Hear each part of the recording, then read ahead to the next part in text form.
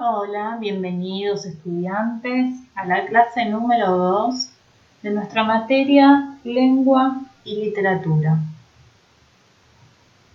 En esta clase vamos a ver distintos temas como los géneros discursivos, el discurso periodístico, los distintos tipos de discursos periodísticos, el artículo periodístico y sus paratextos, la noticia, la nota de opinión y la entrevista. Esos son los temas que vamos a trabajar en la clase número 2. Vamos a empezar por definir géneros discursivos. Los géneros discursivos son un grupo de textos que cumplen funciones sociales parecidas. Un grupo de textos que cumplen funciones sociales parecidas y tienen ciertas características formales, en cuanto a la estructura, en común. Ciertos textos comparten características de forma, a las que llamamos formales, y también funciones sociales. Pueden reconocerse entonces conjuntos de textos con propiedades similares, como los cuentos, las cartas, las crónicas periodísticas, los reportajes, las poesías, los informes científicos y las noticias. El hecho de que haya conjuntos de textos similares es necesario tanto para producirlos como para comprender los que otros producen. Al producir el texto, el emisor respeta las reglas para construir ese mensaje, es decir, se fija en su estructura, y el destinatario identifica de qué tipo de texto se trata y usa las estrategias que conoce para interpretarlo. A estos textos, a estos grupos de textos, se los llama géneros discursivos. Entonces definimos género discursivo, como un grupo de textos que cumplen funciones sociales parecidas y tienen características formales en común. Por ejemplo, las crónicas periodísticas, los reportajes, las noticias, cumplen funciones similares. Por ejemplo, tienen que ver con el estar informados, el conocer cierta información con claridad, con cierta objetividad, y tienen una estructura similar. Pero si pensamos en textos como los cuentos, los poemas, los textos teatrales, que son parte de lo que se llama textos literarios, de los géneros discursivos vinculados a la literatura, vamos a ver que hay otras funciones en esos textos, otras funciones sociales parecidas. En este caso, por ejemplo, los receptores ya no buscan veracidad en esos textos. No buscan información objetiva, sino que simplemente buscan entretenerse o encontrar placer estético al leerlo. Entonces, los géneros discursivos tienen que ver con el objetivo con que esos textos se generaron, y comprender ese objetivo y esas características formales, esas características de la estructura, nos ayuda a poder entenderlos.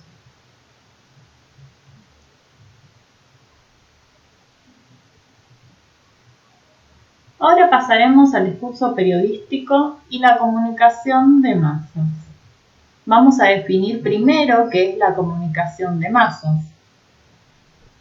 La comunicación de masas es un tipo de comunicación específica que intenta llegar a gran cantidad de receptores a través de canales especiales como la prensa, la radio y la televisión. Por eso se llama comunicación de masas, por la gran cantidad de receptores a los que esta comunicación llega. Entonces podemos pensar que la comunicación de masas se vincula con los noticieros, con los programas periodísticos, con los programas en radio que son informativos. Y esta comunicación es asimétrica. ¿Qué significa que es asimétrica? Que los roles entre el emisor y el receptor son diferentes. Porque el emisor está en un rol de determinado poder, porque emite esa información sin recibir inmediatamente una respuesta de eso.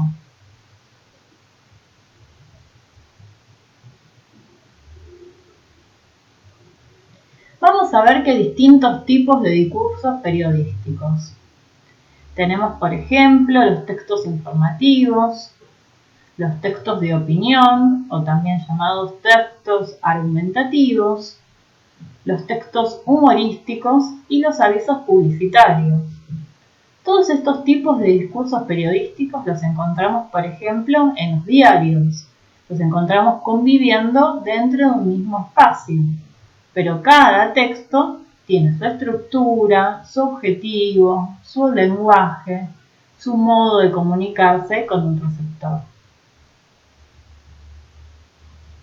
Vamos a ver, por ejemplo, la noticia. Dentro de la noticia vamos a ver que hay distintas partes o paratextos. ¿Qué es un paratexto? Un paratexto es todo lo que rodea al cuerpo textual.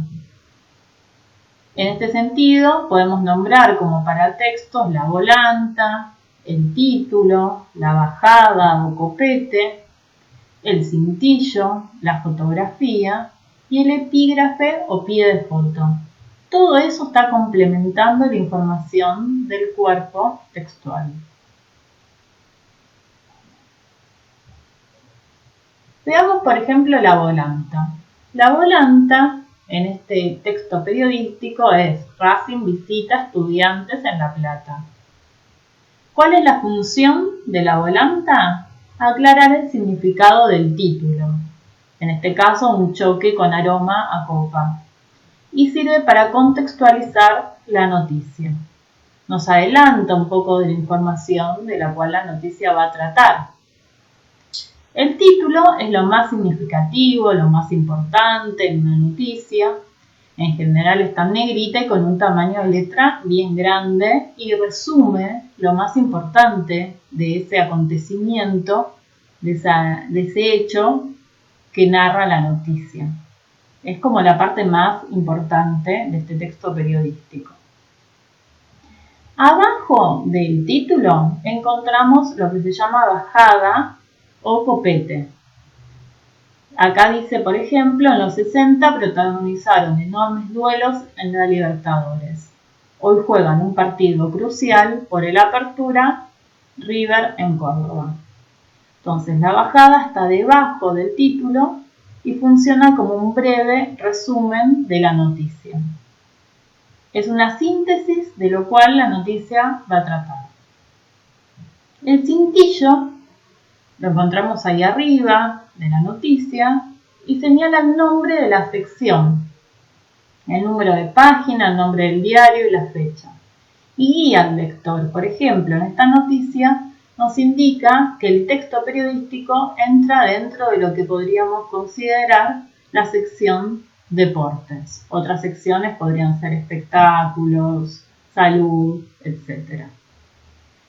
Muchas noticias van acompañadas de una fotografía. La fotografía lo que hace es ilustrar la información que se presenta. A veces se usa para llenar un espacio en blanco. Y debajo de la fotografía siempre encontramos un epígrafe o pie de foto. Este epígrafe o pie de foto es la frase que se encuentra debajo y aclara el contenido. Nos aclara, nos da más información sobre la noticia.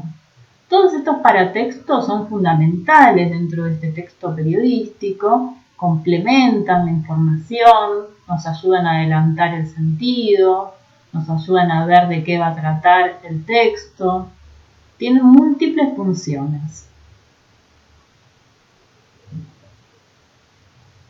Ahora bien, ¿qué hace que un hecho sea noticia? Porque no todos los hechos de la vida cotidiana se convierten en noticias. Entonces, ¿cuándo un hecho se convierte en noticia? Para que se convierta en noticia, tiene que cumplir determinadas características, como por ejemplo, tiene que ser novedoso, tiene que ser actual, es decir, el momento en el cual la noticia se publica, tiene que ser verdadero y tiene que ser de interés general. Tiene que tener un interés cultural, algo que sea común a toda la población, que toda la población pueda interesarse en esa noticia. En este caso, las cuestiones personales quedan de lado a la hora de publicar una noticia porque son de un interés subjetivo. Una noticia tiene que tener un interés cultural general.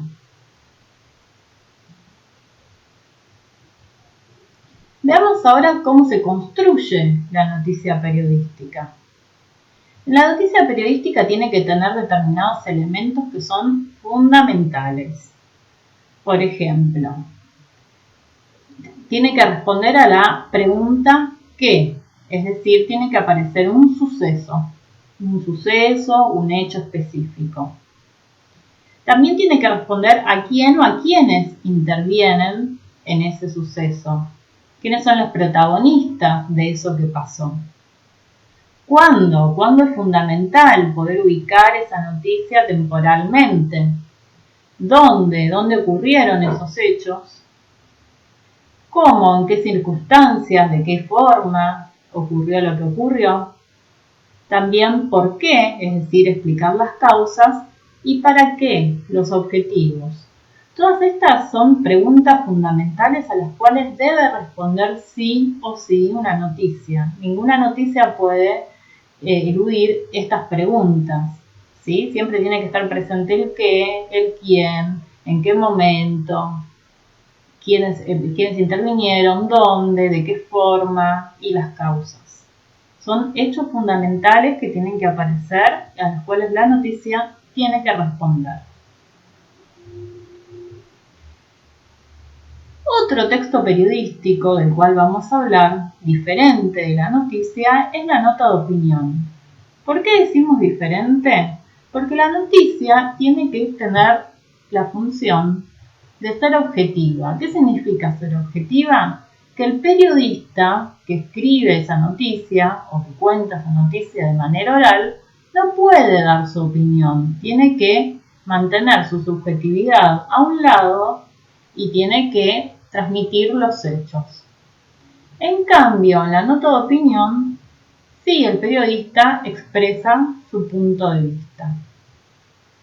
En este sentido, decimos que una nota de opinión, diferente de la noticia, es un texto argumentativo que hace referencia a un hecho de la realidad.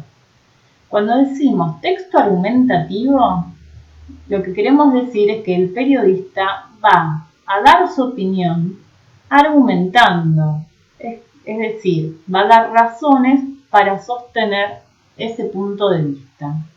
En este sentido, va a tratar de convencer al lector o al receptor de esa nota de opinión para que piense de la misma forma. El hecho en la nota de opinión es analizado y sirve como marco para la serie de opiniones de ese autor. Es decir, solamente se comenta el hecho para luego dar la opinión, el punto de vista, que es lo más importante en este tipo de textos. Transmitir una subjetividad y tratar de convencer al lector, al receptor, con diferentes argumentos o razones de ese punto de vista. Para tratar de construir un recurso argumentativo, un texto argumentativo, el periodista usa distintos recursos que lo ayudan a que su texto sea fuerte, a que se pueda sostener. Estos recursos argumentativos son la comparación, la cita de autoridad, la ejemplificación, la generalización y la pregunta retórica. Vamos a ver cada uno de estos recursos. La comparación es cuando se comparan dos hechos, dos acontecimientos, con la finalidad de convencer al receptor. En ese sentido, la comparación va a estar siempre a favor del argumento del periodista. La cita de autoridad es cuando se citan las palabras de alguien que tiene autoridad, conocimiento sobre un tema, para reforzar una opinión. Si, por ejemplo, un periodista escribe un texto de opinión a favor de la alimentación saludable, va a citar a un nutricionista, que sería la persona que tiene autoridad, conocimiento en ese tema. Si un periodista escribe un texto sobre algo vinculado a la política, va a citar a un politólogo. Si escribe sobre deportes, a un periodista deportivo. Siempre se cita a alguien que tiene conocimiento sobre ese tema. La cita, por supuesto, aparece entre comillas y sirve para reforzar la opinión del autor de la nota. Otro recurso es la ejemplificación. Se dan ejemplos, casos concretos, para reforzar la idea. Por ejemplo, si pensamos en el texto de la alimentación saludable, podemos considerar que un buen ejemplo sería contar un caso de un colegio en el cual se empezó a implementar un sector de alimentación saludable. En este sentido, el ejemplo también fortalece la opinión, el argumento principal. Es un caso en concreto el ejemplo. La generalización también es otro recurso argumentativo y tiene que ver con considerar algo en general, algo que tiene que ver con el tema del que se está tratando, generalizarlo para que esa opinión interpele a todos los lectores. Finalmente, la pregunta retórica es una pregunta cuya respuesta está implícita en la misma pregunta. Volvamos al ejemplo de la alimentación saludable. Si un periodista viene argumentando durante todo el texto que es necesario cambiar nuestra forma de alimentación para que mejore nuestra salud, y al finalizar el texto dice algo así como ¿no les parece que es necesario cambiar nuestros hábitos de alimentación? La respuesta a esa pregunta es una respuesta casi obvia, dado que el periodista durante todo el texto pudo sostener esa opinión. Entonces la pregunta retórica funciona de ese modo. Es una pregunta cuya respuesta ya está implícita en la misma formulación. Tiene la forma de la pregunta, pero en realidad es como una afirmación disfrazada de pregunta.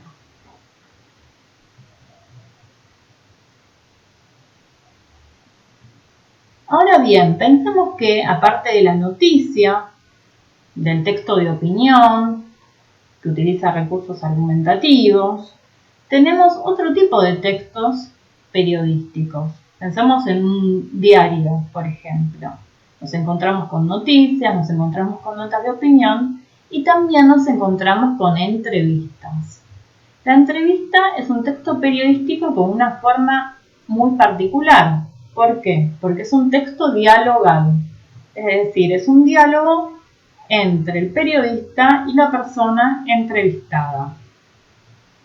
Este diálogo no es un diálogo absolutamente espontáneo, sino que responde a un plan de entrevista que sigue ejes temáticos. Es decir, el periodista prepara su entrevista investigando sobre la persona a la cual va a entrevistar y piensa qué ejes temáticos va a recorrer la entrevista. Y la entrevista utiliza estilo directo. ¿Qué significa el estilo directo? Está la pregunta del entrevistador y la respuesta del entrevistador. La entrevista entonces es un texto periodístico con una estructura muy particular, diferente a la de la nota de opinión y diferente a la de la noticia.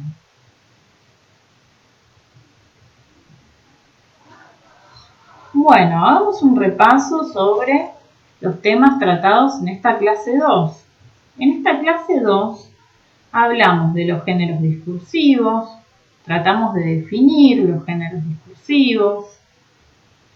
Dentro de los géneros discursivos nos concentramos en un género en particular, que es el discurso periodístico. El discurso periodístico responde a una comunicación de masas, es decir, una comunicación que se piensa para gran cantidad de receptores y que se realiza a través de distintos medios como la radio, la televisión, los periódicos, ya sean de forma digital o de forma impresa. Dentro de los distintos tipos de textos del discurso periodístico, nos concentramos en el artículo periodístico y los paratextos. Entonces vimos que, por ejemplo, una noticia está rodeada, el cuerpo textual está rodeado de fotografías, epígrafes, título, copete. Vimos que hay varios paratextos que enriquecen el cuerpo textual del texto periodístico. Hablamos de qué significa que una noticia sea adecuada. No cualquier texto es una noticia. Una noticia tiene que cumplir con determinados requisitos, como ser novedosa, ser de interés común. Y luego pasamos a la nota de opinión. Dentro de la nota de opinión pudimos diferenciar entre la objetividad propia de la noticia y la subjetividad propia de la nota de opinión.